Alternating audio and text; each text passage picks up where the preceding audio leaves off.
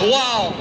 So far, this Monster Jam action tonight has been out of control. First of all, Adam Anderson and Granger here, quite possibly running away with the FS1 Championship Series, getting the point for fastest qualifier, and one of the races of the year, beating Tom Benson Max D in the championship round race. Also, we got to give a shout out to Jim Kohler and Avenger for his second point on the FS1 Championship Series for winning the donut competition. Great job to the judges, by the way, by picking that winner.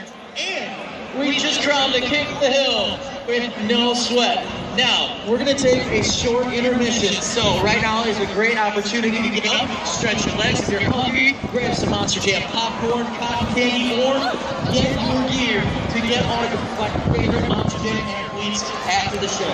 Okay, we're going to take a short intermission, and we'll be back with more Monster Jam.